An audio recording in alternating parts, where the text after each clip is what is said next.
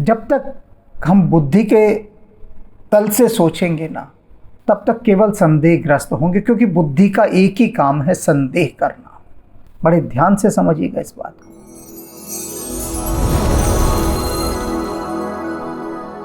आप सभी के हृदय में विराजमान परमात्मा को मेरी राम राम। काकभूषणी जी गरुड़ महाराज से कह रहे थे कि आप अपने मन को यह मत लगाइए कि आपको प्रभु श्री राम के प्रति संदेह हुआ। क्यों हुआ? ऐसा आपसे क्यों कर हो गया? कदापि अपने मन को यह बात न लगाएं, क्योंकि राम की माया अच्छे अच्छों को नचा देती है। ब्रह्मा और शिव भी कांपते हैं इस माया से, डरते हैं कि कहीं माया उनको लपेट न ले, और उन सभी को लपेटा माया ने।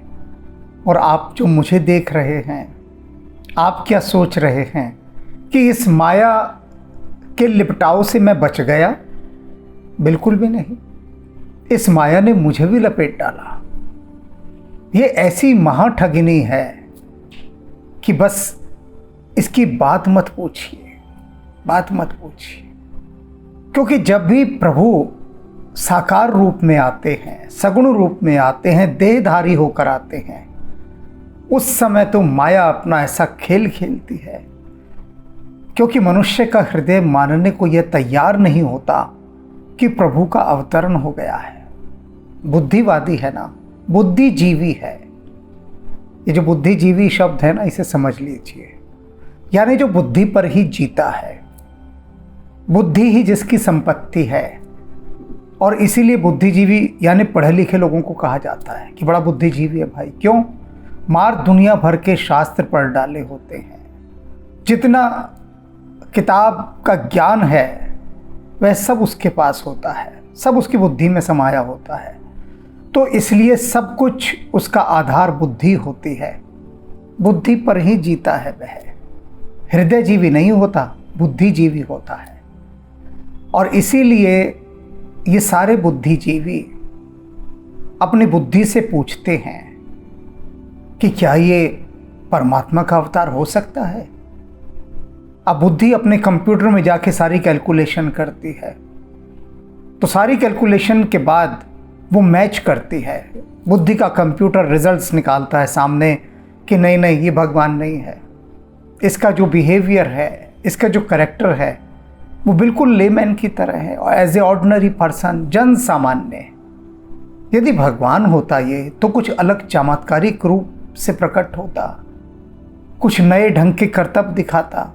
ऐसा तो कुछ नहीं कर रहा, बिल्कुल जैसे सामान्य आदमी होता है, यह बिल्कुल वैसा है। परमात्मा कैसे हो सकता है? तो बस माया अपना खेल खेल लेती है। माया को सेंध लगाने की सबसे बड़ी जगह जो है ना, वो बुद्धि मिलती है। बुद्धि सबसे कमज़ोर पक्ष है। हृदय में सेंध लगाना बहुत मुश्किल काम है। माया को ना को चने चबाने पड़ते हैं, छक्के छूट जाते हैं, पसीने आ जाते हैं माया को हृदय में सेंध लगाने में। तो माया वहाँ जाती नहीं, कहती कौन इतनी मेहनत करे भाई। सॉफ्ट टारगेट चुनती है। तो सबसे सॉफ्ट टारगेट क्या है? बुद्धि। फौरन बुद्धि के माध्यम से वो अपना खेल खेल जाती है। तो काकभूषणी जी कह रहे हैं, इस माया ने मुझे भी एक बार रगड़ डाला। किसे रगड़ डाला? काकभूषणी जी को। किस काकभूषणी को? जो राम के समय से पहले भी थे। और गरुड़ महाराज से कह रहे हैं कि जब प्रभु श्री राम का जन्म हुआ तब मैं वहीं था, गया उनका जन्म देखने। देखा मैंने जब उनका जन्म हुआ, और उसके बाद में 5 वर्ष तक अयोध्यापुरी ही रह गया प्रभु की लीलाएं देखने। और मैंने बहुत निकट से प्रभु की लीलाएं देखी। कितने निकट से देखी, उस बात को यहां पर बताया जा रहा है। रेखा त्रय सुंदर उदर, ना भी रुचिर गंभीर। कहते हैं प्रभु के पेट पर, उदर पर रेखा त्रय, 3 रेखाएं थी, बहुत ही सुंदर रेखाएं उनके पेट पर। नाभि रुचिर गंभीर, और उनका जो नाभि क्षेत्र था वह बहुत ही गहरा और बहुत आकर्षक था, बहुत सुंदर था। और आयत भ्राजत, और चौड़ी छाती थी उनकी, विशाल वक्ष स्थल, विविध बाल विभूषण चीर, और शरीर पर जो बाल सुलभ बहुत सारे आभूषण होते हैं, वस्त्र होते हैं, उन्होंने वे धारण किए हुए थे। सजे धजे हैं, राजपुत्र हैं भाई, क्यों न सजे धजे होंगे। तो कहते मैंने प्रभु के उस रूप का दर्शन किया, खेल रहे हैं। अरुण पान नख करज मनोहर, बाहु विशाल विभूषण सुंदर, कंद बाल के हरिदर ग्रीवा, चारु चिबुक आनंद छछि सीमा। कि जो उनकी लाल लाल हथेलियां हैं और जो नख हैं यानी नाखून हैं, और उनकी जो उंगलियां हैं, उनकी जो शोभा है, उस शोभा का मैं क्या वर्णन करूं। काकभूषणी जी कह रहे हैं कि मन को हर लेने वाले थे, देखते ही मन मुग्ध हो उठता था, मोहित हो जाता था। और उनकी जो विशाल भुजाएं आभूषणों से सुसज्जित, वैसे ही प्रभु को कहा जाता है अजानुभुज। इनकी भुजाएं बहुत लंबी थी प्रभु की और विशाल, और उन पर आभूषण। और कंधे कैसे थे, जैसे शेर का बच्चा, बाल सिंह। शेर के बच्चे के कंधे देखो कैसे होते हैं, कभी देखना, बिल्कुल गद्देदार मजबूत, ऐसे कंधे उभरे हुए जैसे सिंह के बच्चे के होते हैं। और गला जो था कंठ शंख के समान, और उस पर भी 3 रेखाएं। सुंदर ठोडी थी, और मुख की जो छवि थी, भगवान के मुख का जो सौंदर्य है, मानो सुंदरता की सीमा हो। सुंदरता की सीमा क्या, कि इससे आगे कोई सुंदरता हो ही नहीं सकती। जो अंतिम सीमा रेखा सुंदरता की, वो प्रभु का मुखमंडल, और उसके बाद कोई सुंदरता ही नहीं है। ये अंतिम छोर है सुंदरता का। तो काकभूषणी जी कह रहे हैं, मैं इतने निकट से प्रभु को नित्य देखा करता था, उनकी लीलाएं देखता था, बाल सुलभ क्रीड़ाओं का आनंद लिया करता था। कलबल बचन अधर अरुणारे, उनके लाल लाल होंठ, और वचन कैसे, अलबल वचन। अलबल माने क्या, तोतले वचन। अपनी तोतली भाषा में प्रभु कुछ भी कुछ बोलते रहते थे। अलबल, जो भी कुछ बोलना है, तोतले वचन। और होठ बिल्कुल लाल। दुई दुई जसन बिसद बरबारे, और 2 दांत नीचे थे, 2 दांत ऊपर थे। और उनकी शोभा अपूर्व शोभा। हंसते थे जब, तो कहते हैं कि तुम्हारी वह दंतुरित मुस्कान मृतक में भी डाल देगी जान। ऐसी वो दंतुरित मुस्कान होती थी कि कोई मरा हुआ भी उस दंतुरित मुस्कान को देख ले तो वो भी प्राणवान हो उठे। ऐसी प्रभु की दंतुरित मुस्कान। ललित कपोल मनोहर नासा, और जो गाल थे और जो नाक थी अति मनोहर। सकल सुखद शशिकर समहासा, और चंद्रमा की किरणों के समान उनकी हंसी होती थी, खनखनाती सी, जैसे कि चांदनी। और जिस प्रकार से कि चंद्रमा अपनी पूर्ण कला के साथ प्रकट होता है, इस प्रकार से प्रभु की वह हंसी अपनी पूर्ण कला के साथ चांदनी को भी लज्जित करती हुई ऐसी प्रकट होती थी उनकी हंसी कि बस सब कुछ ठहर सा जाता था, थम सा जाता था। मैंने वह सब देखा। काकभूषणी जी गरुड़ को बता रहे हैं, इतने निकट से देखा। नीलकंज लोचन भव मोचन, और नील कमल के समान जो उनके नेत्र थे ना, उन नयनों को जो देख ले तो उसके जन्म मरण के बंधन सारे कट जाएं नयनों को ही देखने से। प्रभु जिसको अपने नयनों से देख ले, जिस पर एक दृष्टि डालने, कृपा दृष्टि अपने नयनों की, उनके देखने मात्र से ही जन्म जन्मांतरों के ये बंधन सब कट जाते हैं। ऐसे भी उनके कमल नयन, उनके भी मैं नित्य दर्शन किया करता था। भ्राजित भाल तिलक गोरोचन, और ललाट पर गोरोचन का तिलक सुशोभित था। गोरोचन किसे कहते हैं? गौ माता के पित्त के अंदर एक वैक्स होता है, मोम, जो बहुत ही सुगंधित होता है, और उस गोरोचन से माथे पर तिलक लगाया जाता है। कहते हैं कि जो गोरोचन का तिलक लगाता है, उस तिलक का जो प्रभाव है, उसके प्रभाव से सामने वाला वशीभूत हो जाता है। परम सुगंधित, अति मूल्यवान, और उस गोरोचन का प्रभु तिलक लगाते थे। उनके मस्तक पर तिलक लगता था। गोरोचन बहुत दुर्लभ पदार्थ है, बहुत ही, जैसे कस्तूरी।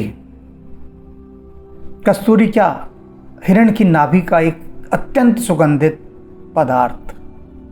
इसी प्रकार से गोरोचन वो गाय की पित्त की थैली में होता है, और मोम के समान गुलाबी रंग का, और उसे मस्तक पर राजा महाराजा लगाते हैं। और राम जी तो राजा हैं, राजपुत्र हैं, दशरथ के पुत्र हैं। तो तुलसीदास जी ने जो ये सुंदर चित्रण यहाँ पर किया, काकभूषण जी बता रहे हैं कि मैं देखता था उनके मस्तक पर गोरोचन का तिलक लगा होता था। बिकट भ्रकुटी सम श्रवण सुखाए, भवें टेढ़ी थी उनके, बाल हैं, बाल रूप में क्रीड़ा कर रहे हैं, तो हर समय किसी न किसी बात पर आश्चर्य प्रकट कर रहे हैं या रुष्ट हो रहे हैं, तो भवें टेढ़ी हैं। और कान सम हैं, अर्थात दोनों कानों में कोई अंतर नहीं, एक जैसे बिल्कुल समान, एक स्थान पर। कुंचित कच मेचक छवि छाए, और उनके काले घुंघरालों की जो महान राशि थी, ऐसी छाई होती थी जैसे काली घटाएं आ गई हों। घुंघराले और काले बाल, घने बाल छा जाते थे, ऐसे उनके मुख की शोभा। काकभूषण जी कहते हैं कि वर्णन क्या करूं मैं तो बस उन पर लट्टू हुआ रहता था, प्रभु को देखता रहता था, उनकी क्रीड़ाओं का आनंद लेता था। पीत झीनी झगुली तन सोही, और उनके तन पर पीले रंग की झीनी झगुली बड़ी सोहत होते थे, बहुत शोभायमान होते थे। झगुली कहते हैं झबले को। झबला माने एक ढीला ढाला कुर्ता। तो यहाँ पर जो इन्होंने शब्द किया है झंगुली, यानी और भी उसको स्त्रीलिंग बनाकर सुंदर उसका रूप कर दिया है, और भी सुकोमल कर दिया है। झबला तो देखकर लगता है ना कि कोई थोड़ा सा ज़्यादा मोटे वस्त्र का होगा, लेकिन यहाँ बहुत झीनी और पीली वो झबली प्रभु ने जो धारण की होती थी पीले रंग की, वो अति शोभायमान। उनके शरीर पर वो झबली आते ही यानी कि और अधिक सौभाग्यशालिनी हो उठती थी, और प्रभु का सौंदर्य अगुणा बढ़ जाता था, अगुणित हो जाता था। किलकन चितवनी भावती मोही, और प्रभु जो किलकारियाँ मारते थे, भागते भागते खेलते दौड़ते चीख मारते थे, किलकारी जैसे बच्चे मारते हैं, तो कहती वो जो किलकारी थी वो बस मेरे हृदय को ऐसा छू जाती थी, एक हुक सी उठती थी उस किलकारी को देखकर। और जब वो मुझे देखा करते थे तिरछे नेत्रों से मुस्कुराकर, तब तो पूछिए मत क्या होता था। रूप राशि नृप अजर बिहारी, और राजा दशरथ के आंगन में ये जो रूप की राशि प्रभु श्री राम जब विहरते थे, उनका जो विहार में देखता था, घूमना जो देखता था, नाच ही निज प्रतिबिंब निहार। क्या करते थे, अपने ही प्रतिबिंब को देखकर खूब नाचते थे, झूम झूम कर नाचते थे। कैसी बाल लीला, अपना प्रतिबिंब देख रहे हैं आंगन में, और प्रतिबिंब को देखकर प्रसन्न होकर खूब नाच रहे हैं, खूब खेल रहे हैं, खूब कूद रहे हैं। और काकभूषण जी मुंडेर पर बैठे बैठे सारा दृश्य देख रहे हैं, और देखकर भाव विभोर हो रहे हैं, अपने सौभाग्य को सराह रहे हैं। अभी तक वे ये माने बैठे हैं कि ये प्रभु अवतार हैं, श्री हरि का अवतार हैं, और जो बाल रूप में राम हैं उनको ये भगवान माने बैठे हैं अभी तक। और भगवान माने बैठे हैं तो भगवान के रूप में ही देख देख कर बड़े आनंदित हो रहे हैं। मोहसन करिए विविध विध की क्रीड़ा। और कहते मेरे साथ अनेक अनेक प्रकार से वे क्रीड़ाएं करते थे, खेलते थे, खूब खेलते थे मेरे साथ। वर्णत मोही होत अति ब्रीड़ा, कहते और उसका वर्णन करते हुए मुझे बड़ी लज्जा आ रही है। तो क्यों लज्जा आ रही है? क्योंकि मैं तो इतना अधम कोटि का माना जाने वाला पक्षी कौवा, अब कौवे के साथ भी कोई खेलता है क्या? तोते के साथ तो खेलते हैं को, हंस के साथ भी खेलते हैं, बत्तख के साथ भी खेलते हैं, और अन्य सुंदर पक्षियों के साथ भी खेलते हैं, मतलब कोहे के साथ कौन खेलता है? तो मुझे तो ये कहते हुए भी कि लाज आती है कि प्रभु, किसी को कहूँगा कि देखो प्रभु मेरे साथ खेला करते थे, तो सुनने वाला क्या कहेगा कि जल में जाकर अपना प्रतिबिंब तो देख ले, ओ कौवे हैं तेरे साथ प्रभु खेलेंगे, उनको खेलने को कोई और नहीं मिला क्या? और तू कह रहा है मेरे साथ खेलते थे। अरे झूठ ऐसी तो बोल जो कोई पचा भी सके, और तुझे लाज नहीं आती ऐसी झूठ बोलते हुए? कह रहा है कि प्रभु मेरे साथ खेला करते थे। देखो, तो काकभूषणी जी कह रहे हैं मुझे तो ये बात कहते हुए भी लाज आती थी किसी के सामने कि मैं कहूँ कि देखो प्रभु श्री राम बाल रूप में मेरे साथ बहुत सारी क्रीड़ाएं करते थे, खेलते थे। बहुत लज्जित होता हूँ, कह ही नहीं सकता मैं, और बहुत कठिन है कहना, ये सच बात है। प्रभु का अगर साथ मिल जाए और इस रूप में मिल जाए तो जिसे आप कहेंगे वह उसे इनकार कर देगा। क्यों इनकार कर देगा? उसका एक कारण है। इनकार करने वाला अपने भीतर के अहंकार से प्रेरित होकर इनकार करेगा। वो ये सोचेगा अच्छा तू इतना बड़ा हो गया कि तुझे भगवान दर्शन भी दे दिए और तेरे साथ भगवान खेल भी रहे हैं, और हम फालतू हैं? हम फालतू हैं क्या? हम जो सारा दिन बैठ के राम राम जपते हैं, इतना दान पुण्य करते हैं, और ना जाने कितने कितने अनुष्ठान करवाते हैं, राम ने हमें तो दर्शन नहीं दिए और तुझ भिखमंगे को दर्शन दे दिए, जो ना अकल का, ना शक्ल का, ना सूरत का, किसी चीज़ का नहीं। दुनिया जिसे नापसंद करे उसे दर्शन दे दिए। वाह क्या बात है! तो लोग इनकार कर देंगे, और इसीलिए पाने वालों ने कभी नहीं कहा, सदा छुपा के रखा, सदा छुपा के रखा। कबीर साहब कहते हैं ना, हीरा पायो गांठ गठी आयो। अगर हीरा मिल जाए तो उसे सब छुपा कर रखते हैं, दिखाते नहीं हैं हीरे को। लेकिन काकभूषणी जी ने गरुड़ महाराज को ये हीरा दिखाया, ये रत्न दिखाया, क्योंकि कुछ गिने चुने लोगों को दिखाया भी जाता है, बताया भी जाता है प्रेरणा के लिए। और यहाँ उसी प्रेरणा के लिए काकभूषणी जी को ये भीतर से एक भाव हुआ कि वे गरुड़ महाराज के इस दुख का, इस शोक का, इस आत्मग्लानि का शमन करें, और उसके लिए वे अपने माध्यम से, अपने उदाहरणों को देते हुए सारी बात बता रहे हैं। पक्षी राज हैं वो, और काकभूषणी जी भी पक्षी हैं, और पक्षी की सबसे निचली इकाई है जिसे कोई सम्मान नहीं देता, और उसे प्रभु सम्मान दे रहे हैं। इस कोण से देखिए कि जो सबसे उपेक्षित, तिरस्कृत, बहिष्कृत पक्षी है कौवा, अगर कोई अपनी छत पे कौवे को बैठा देख ले तो झट से पत्थर उठा के मारने के लिए दौड़ता है। और कौवों की जातियों को ये ट्रेनिंग हो गई है, पता नहीं कितने कितने युगों से। अब कौवों के खून में ये बात समा गई है कि यदि किसी की मुंडेर पर वो छत पर बैठें और कोई आदमी नीचे गिरा अपना बिस्कुट भी उठा रहा हो, चना भी उठा रहा हो, तो उनकी पूरी ट्रेनिंग होती है कौवों के कॉलेज में, स्कूल से। नर्सरी क्लास में जब बच्चा जाता है कौवे का, तो नर्सरी की टीचर उसे बता देती है, सुन बेटा, अगर किसी इंसान को देखे वो ज़मीन से कुछ उठा रहा है तो समझ लेना कि तुझे मारने के लिए पत्थर उठा रहा है, चाहे वो अपनी गिरी हुई चीज़ क्यों ना उठा रहा हो, लेकिन तुझे उस बात को नहीं मानना। तुझे यही मानना है कि वो पत्थर उठा के तुझे मारेगा ही मारेगा।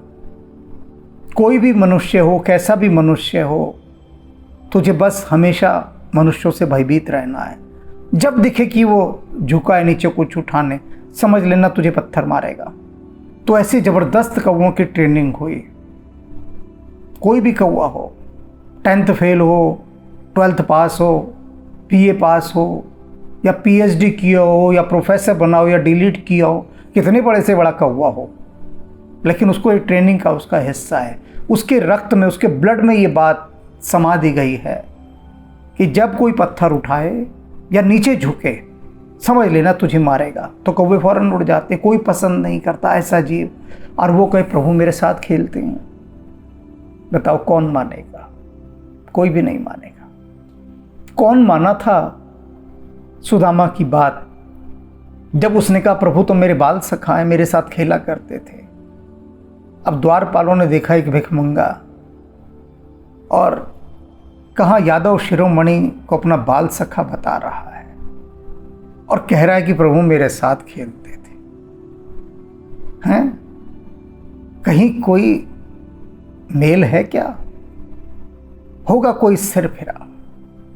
मन में सोच रहे हैं सभी, कहा नहीं, कृष्ण के द्वारपाल हैं, सुसंस्कृत हैं, किसी को लतियाते नहीं, धिक्कारते नहीं, धक्के मार के द्वार से भगाते नहीं, ईमानदार लोग हैं, बेहद ईमानदार लोग, बेहद, हदों से भी पार जाके बेहद। उन्होंने कहा ठहरो विप्रवर, ठहरो, आपका संदेश पहुंचा देते हैं अंदर। और ये भी हो सकता था कि द्वारपाल थोड़ी देर में बाहर आते, उनके जो पर्सनल सेक्रेटरी थे, और वो कहते कि कृष्ण महाराज बहुत बिजी हैं, कोई विदेश से डेलीगेशन आया हुआ है, उनके साथ मीटिंग में है, तुम निकलो यहाँ से। हम बता देंगे उनको कहाँ ठहरे हो, बता दो, मैसेज होगा तो तुमको व्हाट्सएप कर देंगे, आ जाना यहाँ पर, अभी निकलो यहाँ से, चलो रास्ता साली करो, तुम्हारा मैसेज पहुँचा दिया आगे। ऐसा भी कह सकते थे, जैसा कि सामान्यतः कहते ही हैं, लेकिन ऐसा नहीं कहा। ना ये कहा कि भैया अपॉइंटमेंट लेकर आए हो क्या, कोई लेटर दिखाओ, तब कृष्ण भगवान के पास पहुंचाएंगे तुम्हारी बात। चले आए मुंह उठाए, बाल सखाएं हमारे। अरे वो दुनिया के बाल सखाएं भैया, निकलो यहाँ से, चलो रास्ता खाली करो। और सिक्योरिटी आना कैसे दिया इसे, हैं? देखो जरा, किसी देश का जासूस तो नहीं है, कोई अन्य गतिविधियों में लिप्त असामाजिक तत्व तो नहीं है, पकड़ो इसे, पहले इसकी तलाशी लो, जांच पड़ताल करो, मार दुनिया भर के। लेकिन नहीं, मैंने कहा ना, कृष्ण के द्वारपाल, बेहद ईमानदार, बेहद ईमानदार। उन्होंने कहा ठीक है महाराज, होंगे आप उनके बाल सखा, मानते हैं हम, वो हैं ही हमारे भाग्य बिहारी ऐसे, उनका कोई भरोसा नहीं, कोई भरोसा नहीं उनका। हम तो उन पर भरोसा करते नहीं, भगवान कृष्ण पर। पता नहीं किसके बाल सखा वो निकल आए, वो कहाँ बैठ लें, उनका कोई भरोसा नहीं है। उनके बारे में कोई प्रेडिक्शन नहीं की जा सकती, कोई भविष्यवाणी नहीं की जा सकती। ठीक है, खबर पहुंचा देते, और पूरी ईमानदारी के साथ खबर पहुंचा दी, पूरी ईमानदारी के साथ।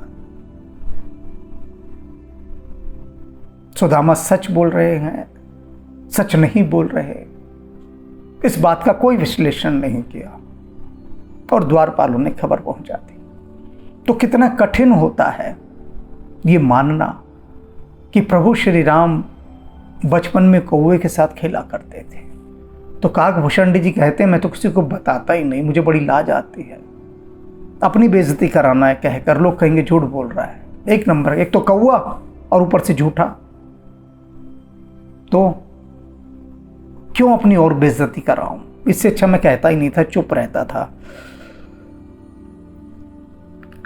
किलकत मोही धरन जब धावही, चलहु भाग तप पूप दिखावही। कहते थे किलकारी मारकर मोही धरन जब धावही, मुझे पकड़ने के लिए दौड़ते थे किलकारी मार के, और कहते जैसे वो दौड़ते थे मुझे चलूं भाग, मैं एकदम भाग जाता था, उड़ जाता था। पकड़ने के लिए दौड़ रहे हैं मुझे और मैं भाग कर उड़ जाता था। वो ट्रेनिंग है ना, तो यहाँ प्रभु पर भी लागू हो रही है कि मुझे था ही नहीं कि पकड़ के मुझे प्यार करेंगे। मुझे लगता था भैया पकड़ के तेरे पंखी ना नोच डालें, कि कहें कि कौवे बड़ी देर बाद तू हत्थे चढ़ा है मेरे, अभी बताता हूँ तेरे को। तो वो ट्रेनिंग का भाग काम कर रहा था, वो ट्रेनिंग का भाग, तो भाग के उड़ जाते थे। ट्रेनिंग ही ऐसी है।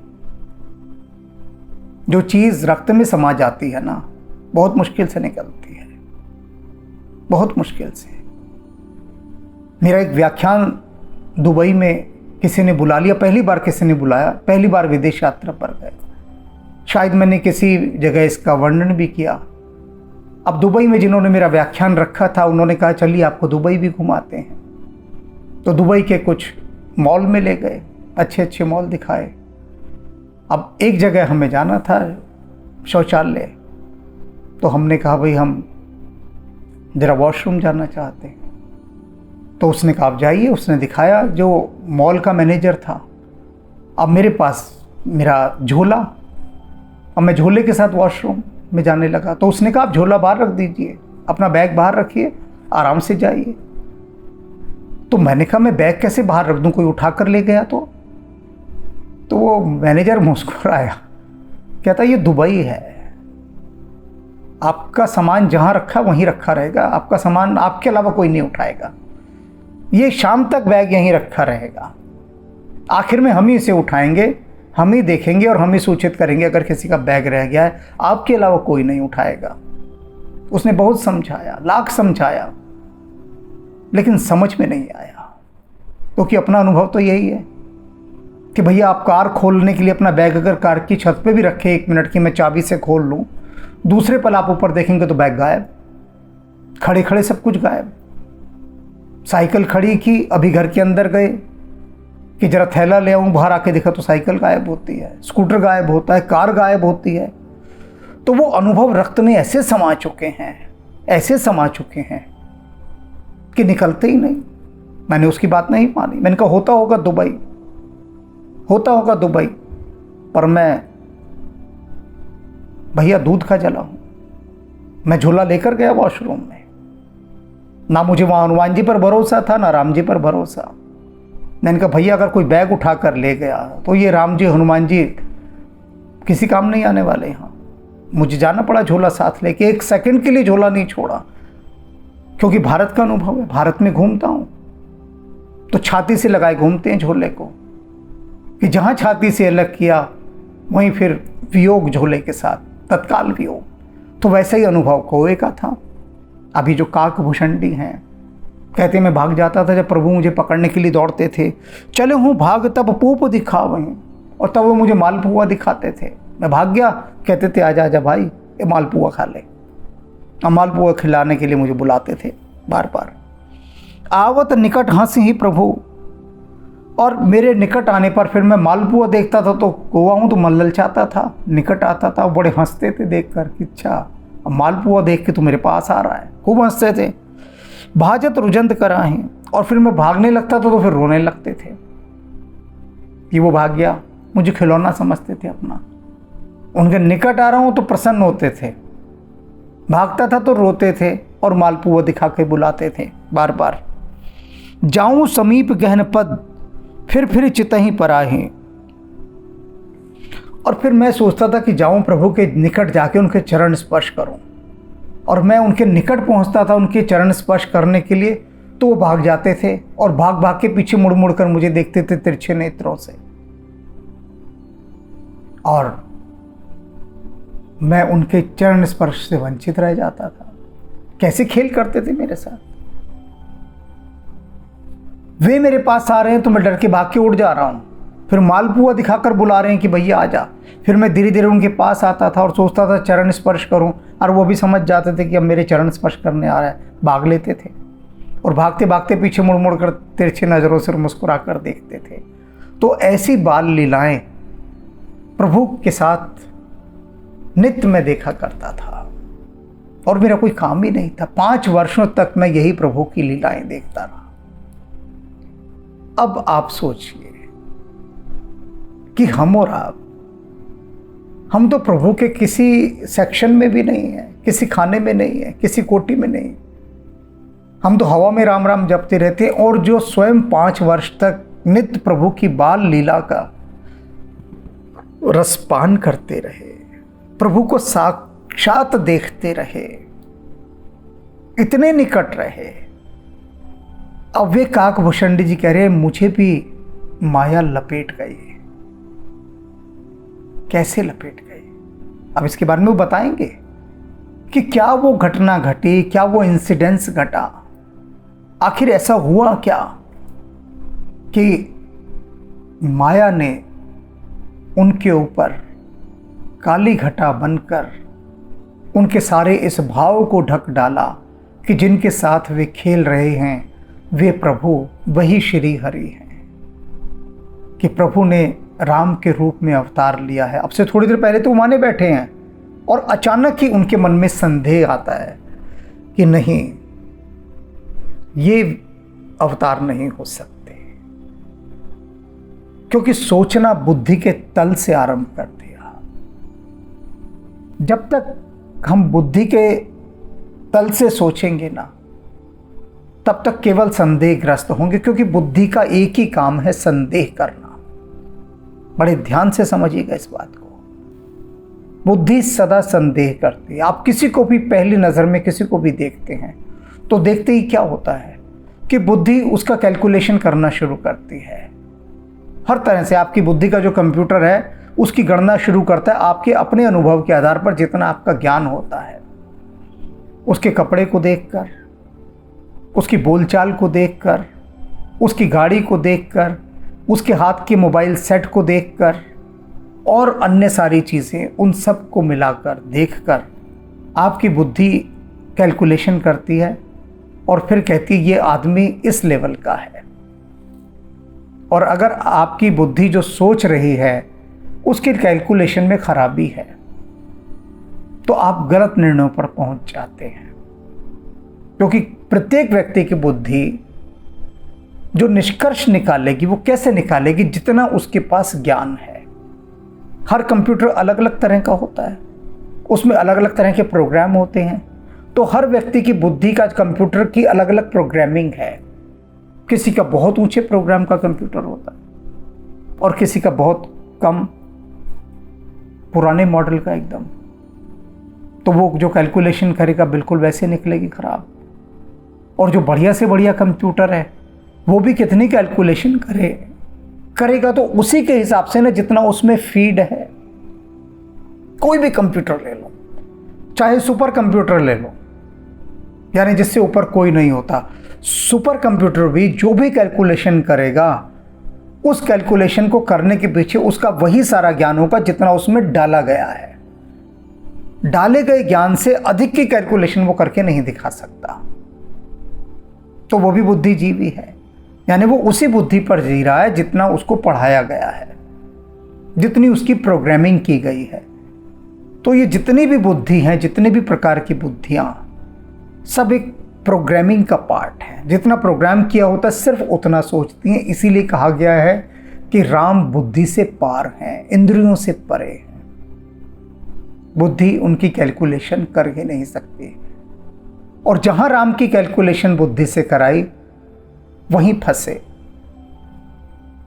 क्योंकि करते ही समझ लीजिए आपने कि वो स्विच ऑन कर दिया कि जहां से माया अपने वायरस डाल सकती है। माया अपने रोगाणुओं को अनुमति देती है कि जाओ, रास्ता साफ है, उसने ग्रीन लाइन दे दी है, घुस जाओ, और फौरन माया के वे रोगाणु प्रवेश कर जाते हैं। काकभूषणी जी के साथ भी ऐसा ही हुआ। कब हुआ, कैसे हुआ, क्यों हुआ, ये बात बताने से पहले वे इन सारी भूमिकाओं को भी बता रहे हैं कि मैं तक ना बच पाया, मैं भी भरमा गया, मैं भी माया से मोहित किया गया हूँ, मुझे भी माया ने नचा दिया। तो आप देख लीजिए कि माया कैसे नचा देती है, और माया बुद्धि के मार्ग से ही प्रवेश करती है। तो अपनी बुद्धि को भगवान के कामों में मत लगाइए, इसे संसार के कामों में लगाइए। छोटे मोटे काम जितने संसार के होते हैं उनमें बुद्धि को लगाइए, क्योंकि प्रभु के काम के लिए तो हृदय है। राम राम।